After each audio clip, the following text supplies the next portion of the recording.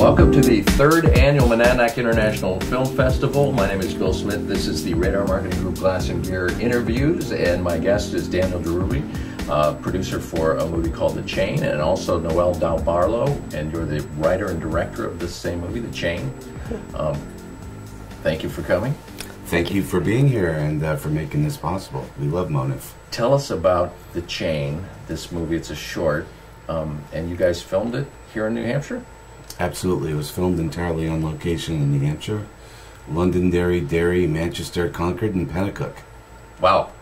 Yeah, and we enjoyed it. And how did it come up? It's based on a story by Tobias Wolff? It is, yes. It's based on a story by the same name, The Chain. And I read the story about a decade ago and just loved it and have been kind of latched onto it ever since. And a few years ago decided that it was time to turn it into a movie. And so I contacted Tobias Wolff, and he was very enthusiastic and wrote the script, then I took it and wrote the script, and then begged Dan to work with me. Nice. And we connected at another film festival in New Hampshire when Noel was screening her previous film, Gideon Love. So we fell in love. There's a lot of connections that happen at these film festivals. Absolutely. Aren't there? So you got the approval. I'm assuming you had to get the rights to the story and stuff from Tobias. We did, yes. Well, he's very well known for his short stories, so he's constantly being reached out to turn his stuff into plays and films and whatnot. And when we connected with him a couple years after to tell him we had made the film and show it to him and everything, he was so funny because he said, we send these licenses out to people and never hear back from them. And so it's so fulfilling to see it circle back and have a real product, and for it to be so wonderful. He liked the film. So nice. Well, tell us a little bit about the film. It's an interesting. Just tell me about the film a little bit. What's the main plot of this film? Sure. It's about a chain reaction of events, and it is very much a character study of this one character named Brian Gold. And it all begins when he and his young daughter, who's about 4 or 5, they go sledding. And as she goes down the hill, all of a sudden he sees this very large dog running at her. And it's on a chain, but it's on a chain, but it's a very long chain, and so it reaches into the park where they're sledding, and so she gets attacked, and that's sort of the initial reaction that catalyzes all the ones that follow, and that incident just sort of, it really eats away at him. The little girl is fine, but he just can't get past wanting revenge and having felt so helpless in the moment. And so over the course of the film and all the events that follow, it really shows his kind of psychological unraveling, letting this one event turn him from a very, perfectly average, happy man into this just bloodthirsty animal. Well, it's interesting because his brother-in-law in the film, is it that kind of talks him into getting revenge on the dog? Yes, exactly. His brother-in-law is named Tom Rourke, and I love this character so much, and he tends to be a fan favorite because he sort of straddles the line between being loyal sort of seeming that he's very loyal, and seeming that he is also just kind of really just wants. Just a little hot-headed, and he's a little out to get everybody, and he's kind of just annoyed at the world, and it's just the actor named John Trent just did this amazing job where he just kind of had this twinkle behind these glassy eyes the whole time. Yeah. It's really creepy. Yeah, he nailed it. He's very good. He nailed it. And often a lot of the performances that we ended up using in the film were after the word cut was delivered, because you just kept going, and it's those magical takes that you get, when you create an ensemble of people that work together and can set yourself up in an environment where acting like that can happen. And I love him in this role because his real personality is he's just bananas. He's off the wall. He's very hyper and he's very crazy in a wonderful way. It's just it's very artist. And he is, and we had talked so much about putting all that behind a facade, not deadening it, but just putting it all behind a more placid facade. Yeah. Placid was the word we kept using a lot. And I just think it really adds. So when Dan says, sometimes before action and after cut, he would all of a sudden let his personality come out for a second, right from Rourke to John, and and that transition was just this like bizarre and kind of psycho moment. And so in more intense parts in the film, we started using little snippets of it because it's just magic. Yes, it's beautiful. Well, let's talk a little bit about the story, and I want to come back to the lead actor because I thought that was an interesting choice too. But the story sort of evolves, and it seems that it's almost like the antagonist in the movie is the decisions that people make and what the effect that they end up having. Because they really seem to be debating this. Should I do this? Should I do that? And then when they make the decision to do something, that has an effect on something else that they might not have been aware of.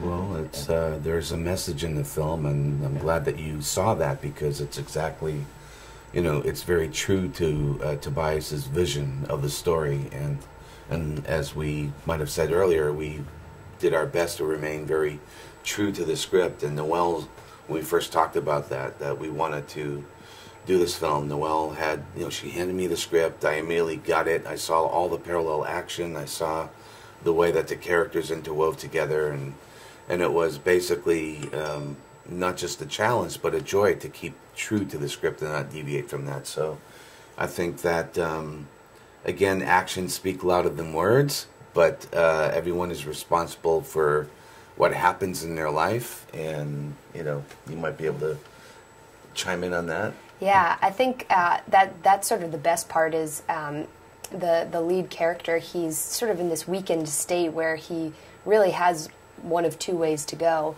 and he feels that the probably morally correct way to go is just not satisfying. He's not getting that sort of scratching that itch, getting that vengeance that he kind of wants, and then to have his brother-in-law there, sort of lighting the fire a little bit, or throwing gas on the fire is probably a better way of putting it. He ends up just leaning that way, and then after that, then as with everything, you make one decision, and then all of a sudden you're down that path, and you have to make more and more and more and more, so it really comes down more to his decisions, which is why we tend to refer to it as a character study. The story actually itself, it was actually interesting turning it into a film, because I had to think a lot about the point of view. Think about, because the actual story written by Tobias Wolff, it starts I'd say about 60% of it is with this main character, and then as some of the other actions happen toward the end, he sort of exits, and then like the last few chain reactions happen without him, and then it circles back to him at the end. And whereas I felt like sorry, I keep touching the mic. Whereas I felt that when I was putting it into a script and trying to visualize it, it felt so much like his decisions were what was causing all of these things. So keeping him the main point of view through the whole thing, keeping him present when other people are making sort of their mini decisions too. He had to be there to see how his were affecting everybody else. Yeah. We think it's a film that everyone will get, because the main actor, or the lead character, Brian Gold, is your everyday family man. Nothing major has happened in his life. The most major thing that happened in his life has been he's been married, he's had a child. And so when the events that take place in the story start to occur, you see that change within him. And again, I come from a strong audio background, being a sound recordist through all the films that I've worked on. Went into editing, so I immediately saw Noel's desire to combine, to really get the viewer inside of Brian's mind. And part of that is, again, how Noel explained it, but also the use of audio and soundtrack. Without being gimmicky, without having like echoey and your own thoughts. Well, but so let's talk about that a little bit. Very natural. He works at a video store, which, by the way, however you found a place that has VHS like that, I was like, wow, where did they find that location to shoot it? Because it's nothing but VHS. Is it technically supposed to be a period piece, or is it just kind of a throwback to We set the film in 1999, and the story dictates that it was a mom-and-pop family-owned VHS video store. Okay. Brian Gold's Gold Video. Yeah. And to be able to find that in this country, we were very much lucked out through the resources of the New Hampshire Film Office.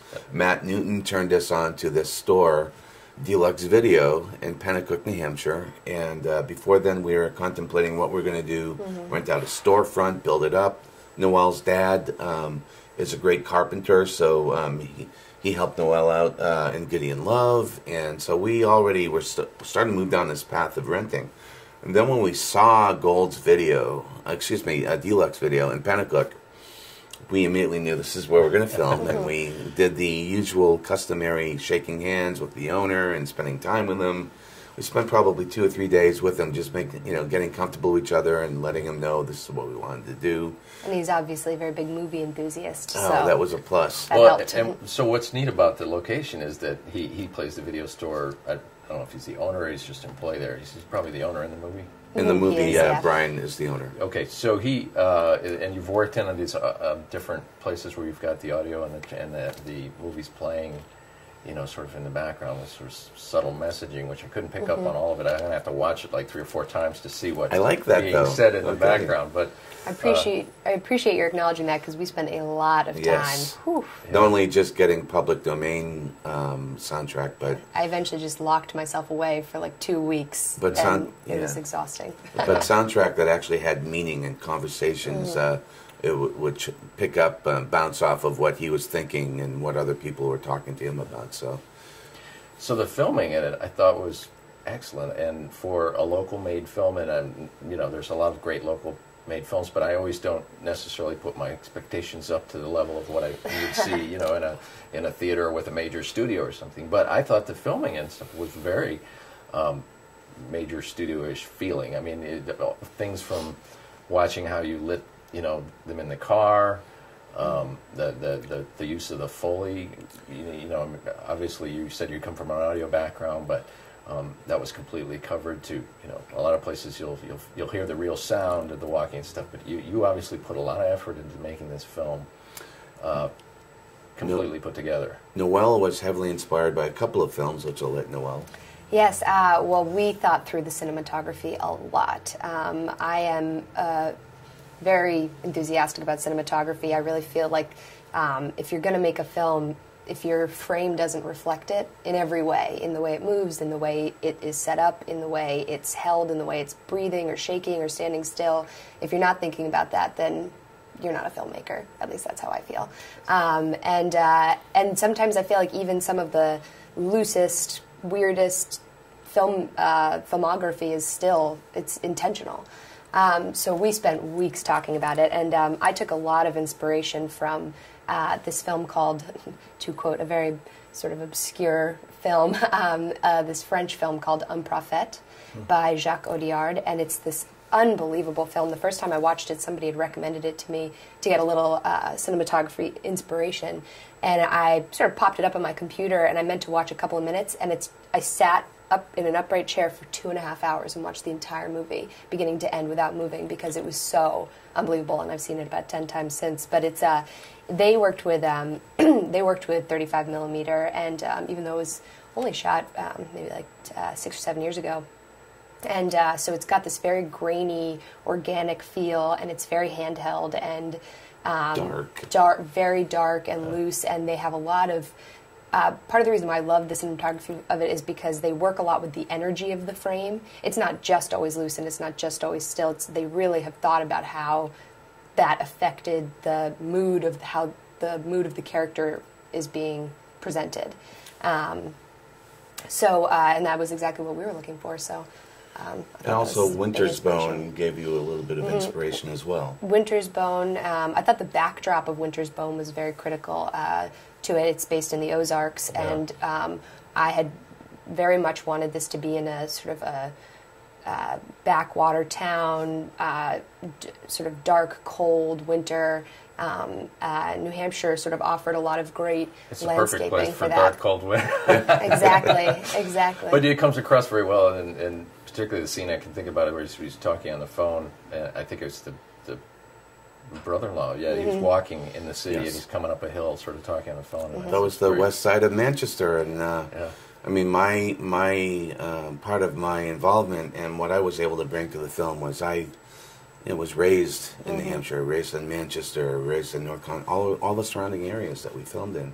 So when we talked about this and talked about locations, it was a joy to be able to not only think of these locations, but go back to them and sort of like a homage to where I've lived. And so. And I should say that was such a critical element. I mean, I can't even tell you the amount of time that we spent location scouting. We drove up to New Hampshire from Boston maybe 100 times just to location scout. Sledding Hills was a big... Yeah, looking for sledding hills, looking for, police stations, looking for just everything. It was really the video store, obviously. Yeah. And it is so true. We thought through every single street that he was going to walk on and turn, what he was going to pass, what was going to be there. And I would have never been able to find those streets without your help. What's in the background, is it Rock Rimmon is in the background? Rock Rimmon, yeah. So you have these it feels like Southie, and then you have this. Yeah, so small town in the country, yet there's some urban qualities to it, and certainly diversity in the city. So, well, good luck. Where's the movie go from here? It's playing today at the festival, but where are you taking it next, and what's next for you guys in terms of movie making? Yes, so we have another festival that we know of is the Woods Hole Film Festival. They'll take place later this summer. We've submitted to probably about 25 film festivals and are waiting for the notification dates. We have 3 of them that we really can't talk about because they haven't sent the notification date. But 2 of them will take place in LA. And then we also meet with Tobias around June and talk about where to go from there. So we have some ideas to work with him, and not only to continue to promote this film and have it distributed, but also just the general, look what we've done, let's do something together again. And I think that both Noel and I enjoyed filming in New Hampshire so much that we absolutely want to do it again, and we have ideas and scripts for that, a couple of remakes, and we're just thrilled to be here at the festival to meet people that we may work with ourselves and make connections, and that's what this is all about. The big takeaway is this industry is all about relationships, and you need to foster those because you never know when I might need to talk to you about whatever we might need for our film. Or let me give you my card. But so we have a great journey that started off. We're here today at the Monadnock International Film Festival, and very much looking forward to continued successes along the road. All right. Well, thank you both for stopping by. Thanks. Thank you.